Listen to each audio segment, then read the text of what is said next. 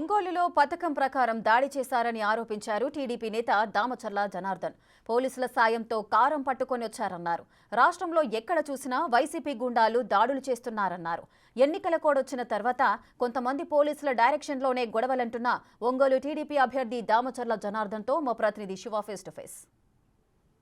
రాత్రి ఒంగోలులో జరిగిన సంఘటన రాష్ట్ర వ్యాప్తంగా సంచలనం సృష్టించింది. ఇప్పటికే ఈ ఘటనకు సంబంధించి కూడా టీడీపీ అధినేత చంద్రబాబు ఎన్నికల కమిషనర్తో కూడా మాట్లాడుతున్నారు. ఇప్పటికే ఎన్నికల కమిషనర్కి చంద్రబాబు కొద్దిసేపటినే ఒక లేఖ రాశారు. ప్రస్తుతం ఒంగోలు టీడీపీ నేత దామచర్ల జనార్దన్ మనతో ఉన్నారు.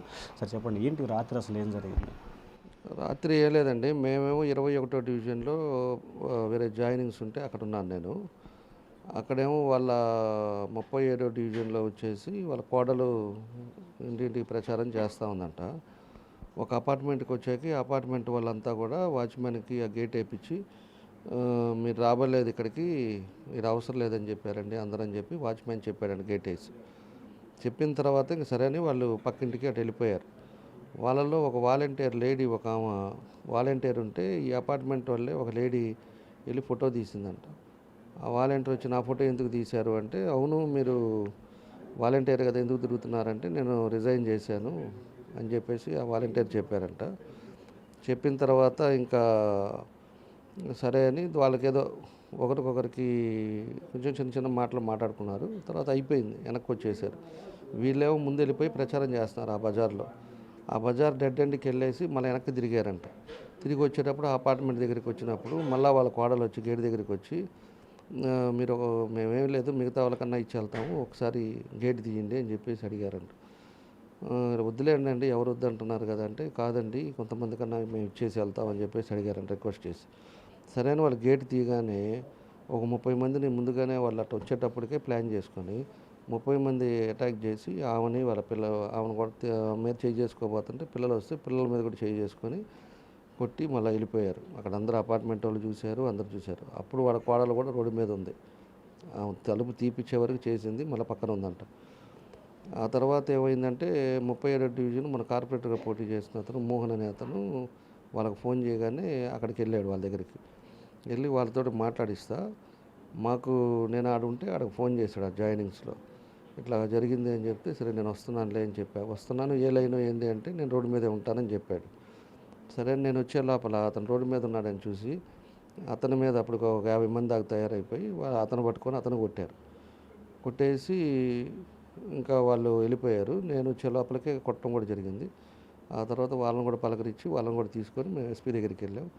ఎస్పీకి ఆ గాయాలు కూడా, తన గాయాలు కూడా చూపించాం. ఆయన ఇమీడియట్గా ఏదైతే జరిగిందో అవన్నీ కూడా చెప్పండి, అది వీడియో కూడా తీసినవి ఉంటే అవన్నీ కూడా పెట్టండి, నేను ఇమీడియట్గా యాక్షన్ తీసుకుంటానని చెప్పి ఆయన చెప్పాడు. ఆ తర్వాత ఏం చేసాము, మేము అతను తీసుకొని రిమ్స్కి వచ్చాము. రిమ్స్కి వచ్చేటప్పుడు ఎస్పీ గారి ఆఫీస్ దగ్గర ఎంతోమంది ఉన్నారు.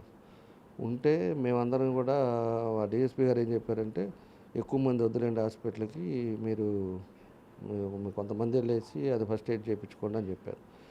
సరేలే అని చెప్పేసి మేము అందరినీ పంపించేసి, మేము ఏదో 100 మంది ఎంతమందో మాతో పాటు వచ్చిన వాళ్ళు ఉన్నారు. మేము లోపలికి వెళ్ళాము, వాళ్ళది ఎంట్రీ చేసుకున్నారు. ఆ తర్వాత నేను రూమ్లో ఫస్ట్ ఎయిడ్ కింద స్టిచెస్ చేస్తా, క్లీన్ చేస్తా అక్కడ ఉంటే మేమంతా ఆడున్నాం. ఈలోపు ప్లాన్డ్గా ఇవన్నీ కూడా పోలీసు వాళ్ళు డ్రామా, ఇది ఇంత పోలీసు వాళ్ళే కావాలని మన వాళ్ళందరినీ పంపించేసి వాళ్ళకి చెప్పి ఎంతమంది ఉన్నారు ఏంటి అనేది కూడా చెప్పి ఒక్కసారిగా హాస్పిటల్కి అటాక్ చేశారు. అటాక్ చేసి అక్కడ బయట ఉండే వాళ్ళు మన వాళ్ళ మీద కొంతమంది మీద చేసుకొని అక్కడ ఉండే అద్దాలు పగలగొట్టారు. అదే ఇవన్నీ కూడా జరిగింది రాత్రి. ఓటమి బయటంతో ఇటువంటి ప్రయత్నాలు దామచర్ల జనార్దన్ చేస్తున్నాడని చెప్పి ఆయన మాట్లాడుతున్నారు. ఎట్లా తీసుకోవాలి? ఓటమి భయం కాదు, అతను పాడు కాదండి, అతను పోతాడని. నిన్న కార్పొరేటర్ చేరాడు మా దాంట్లో, ఇంకా ఉండారు. మొన్న కొంతమంది చేరారు. 30 సంవత్సరాలు ఆయనతో పాటు ఉండే వాళ్ళంతా పార్టీలోకి వస్తున్నారు. పార్టీ స్ట్రెంత్ అని అవుతుంది. ఇవన్నీ కూడా ప్రజలకు తెలుసు. ఇవన్నీ చూసే ఓరవలేక ఏదో విధంగా ఒక సింపతి గెయిన్ కోసం ఈ కార్యక్రమాలు చేశాడు. ఇంకోటి కూడా, ఈ 5 సంవత్సరాల్లో ఎంతమంది దగ్గర కబ్జాలు చేశాడో ల్యాండ్లు, ఎంతమంది దగ్గర బ్రాహ్మణుల దగ్గర చేశాడు, వైశ్యాస్ని కొట్టించారు. అదేవిధంగా కొంతమంది పేదోళ్ళు ఉంటే వాళ్ళ బొంకులు బాలగొట్టి వాళ్ళ ఆస్తుల మీద పడ్డారు. ఒకటి కాదు, రకరకాల ఇష్యూస్ చేశారు. ఆ ఇష్యూస్ అన్నీ కూడా ప్రజల్లో పెట్టుకొని ఉన్నారు. అందరూ బయటకు వచ్చి వీళ్ళలాగా మందు పోపించి గంజాయి ఇచ్చి మనుషుల మీదకి తోలరు కాబట్టి భయాలతో ఉన్నారు. వాళ్ళు కూడా ప్రజలు కూడా అలా ఎప్పుడు వస్తుందా అని చెప్పేసి వెయిట్ చేసేవాళ్ళు చాలామంది ఉన్నారు. ఇవన్నీ కూడా అతనికి తెలుసు. ఏమేం పాపాలు చేశారో అబ్బా కొడుకులు ఇద్దరికీ తెలుసు. ఈ పాపాలన్నీ కూడా ఇవాళ దగ్గరికి వచ్చే లోపల ఇలాంటి పిచ్చి పనులు చేస్తూ ఉన్నారు. దాన్ని కూడా మనం ఎట్లా చేయాలనేది మేము చూస్తాం. ఫైనల్గా రాత్రి మేము ఇందాక ఎవరైతే ఆ బాధ్యులు వాళ్ళతో కూడా మాట్లాడారు, గంజాయి బ్యాచ్ కూడా ఉన్నారు. నిజంగా అక్కడ రాత్రి వచ్చిన వాళ్ళు గంజాయి బ్యాచ్ ఉన్నారు? ఖచ్చితంగా ఉన్నారండి. వాళ్ళు ఎవరో కూడా అంతా పేమెంట్ ఇచ్చి తీసుకుంటున్నాడు. అతనేమో విపరీతంగా అవినీతి డబ్బులు సంపాదించాడు. ఈ పొలాల ఆస్తుల డబ్బులు, ఆ డబ్బులు, ఈ డబ్బులు మొత్తం ఇష్టారాజ్యంగా సంపాదించి ఈరోజు దాన్ని ఒక 50 మంది 100 మంది పైన జీతాలు ఇస్తున్నాడు. 15,000 20,000 జీతాలు ఇచ్చి ఆ కుర్రోళ్ళని తిప్పుతా, అంతా కూడా 21 22 ఇయర్స్ వాళ్ళు.